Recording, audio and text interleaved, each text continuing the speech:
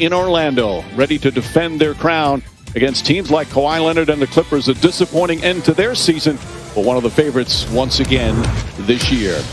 As we welcome you to an NBA Sunday.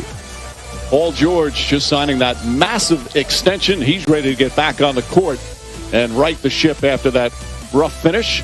Meanwhile, one of the former Clippers, Montrezl Harrell, is now a member of the Lakers via free agency, as both teams have made some drastic changes.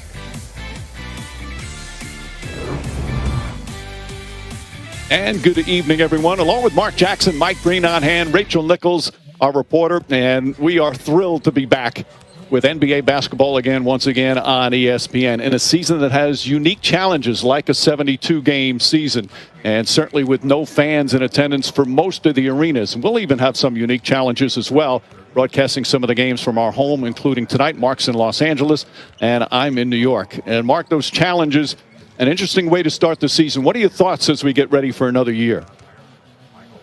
Awfully tough when you think about the shortest gap between seasons in the history of professional sports. The bounce back ability of the Lakers will be interesting to take a look at it after winning a championship. The short break.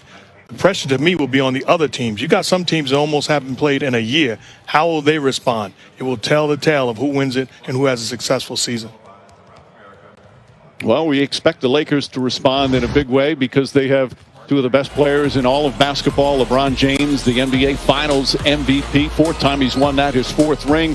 And now he has his new teammate who also just re-signed up. Huge contract. The two of them were magnificent throughout the season and certainly during the playoffs as well. But the Lakers did not stand pat. They made a lot of key additions. 4 different players, Mark, are going to play prominent roles for this team. What are your thoughts on the acquisitions? They won a championship and they didn't sit on a lead. They enhanced their bench and their depth. You're talking about 4 proven guys in Schroeder, Matthews, Harrell, and Gasol. The ability to make plays, and all those guys are going to have an impact. But to me, the one guy is Schroeder. They needed a guy that can play out a pick and roll, push the basketball, create offense. And Frank Vogel raves about his ability to get downhill. Much needed scoring punch that they added on this lineup. It's going to be a heck of an impact he's going to have on this team.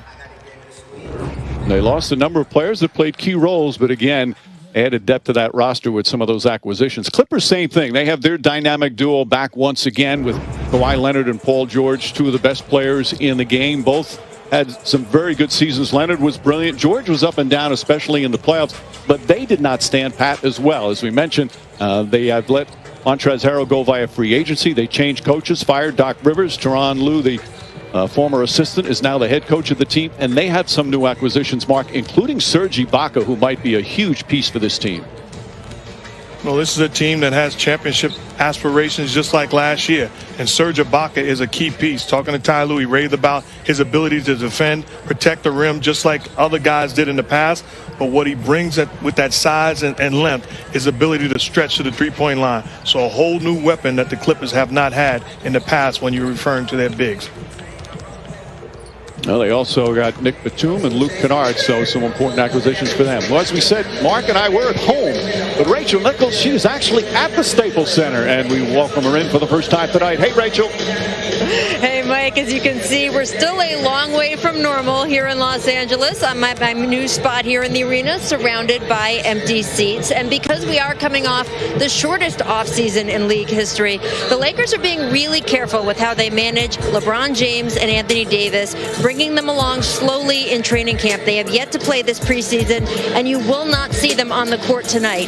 Still, let's not kid ourselves. In uniform or not, these two are always the focal point of this Lakers team. The organization proved that earlier this month by rewarding each of them with big dollar long-term contracts.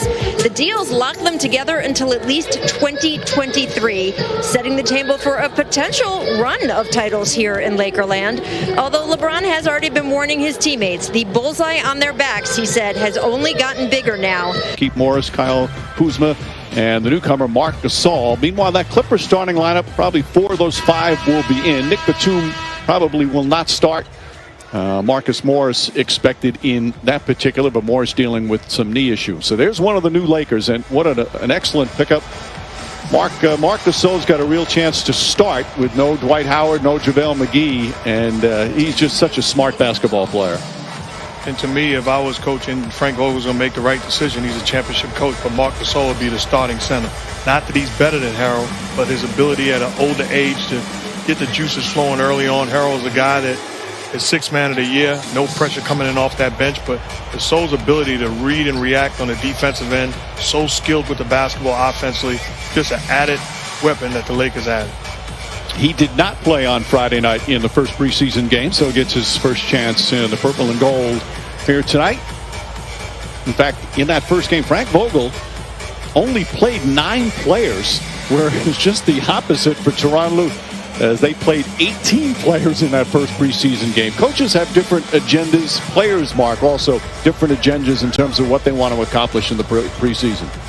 And one team's coming off of winning a championship with a short offseason and 2 superstars in James and their ability to rest with Anthony Davis. So with Tyronn Lue, he's trying to find out what he has in those 18 guys. Who can he trust, and developing relationships and trust all throughout that lineup. There's some issue right now on the floor, so a little bit of a delay. So not only are the coaches and the players and us broadcasters working out the kinks, obviously doing the arenas as well, and that's still going to be one of the just, it's such a bizarre aspect not to have the fans. The bubble was one thing, because the way the NBA set that up was just extraordinary. But now you're in these huge arenas with no fans at all. Now there's probably going to be 4 or 5 arenas, at least right now to start the season, that will have some form of fans. Don't know the exact number yet. But it's going to be very bizarre for the players, Mark. Is this more difficult, do you think, in terms of having a huge arena with no fans, or the bubble? No, it's more difficult. The bubble was, nice, tight, and homely. This is huge arenas all throughout this country where you're playing in empty gyms. But the advantage, I will say, is whether it's the park, whether it's a rec center, no matter where it is, you're used to going in, and it's still basketball. So the pressure is, it's still the game that you love, the game you come accustomed to watching and dreaming playing, is just now in an empty arena. So the great ones find a way to get it done. We see one of the other new things. You saw Frank Vogel there in the sweatsuit. They've also changed the attire for the coaches, at least for this year. Casual dress. You don't have to wear a suit and tie. We were teasing with Frank Vogel before the game. Said to him, well, do you like that? And he said, I'm pro suit. I want to wear my suits here. Again, with the pandemic still going on and all the various things that the players and coaches have to deal with, it's the usual, like we saw in the bubble, constant testing, constant monitoring. There obviously are some differences, but it's going to be a challenge once again for the players and the league to maintain safety. The good news, as you see, the shot clock has been the problem last couple of minutes, but it appears they're on the verge of finding the problem. How about, Mark, that first round of tests when training camps opened, there were 48 positive tests. The second round, the second week, there were only 8. So at least an encouraging start in terms of getting better as we've gone on. And it says a lot about the way the guys and people all around this league are taking this thing serious, because it can turn really quickly with the bonehead mistake of one individual that occurs. So give this league a lot of credit for the way that they're handling this situation and taking it very, very seriously. Yeah, the players really responsible at home and on the road. Not like the bubble. You really didn't have a choice. You had to comply. So we're underway.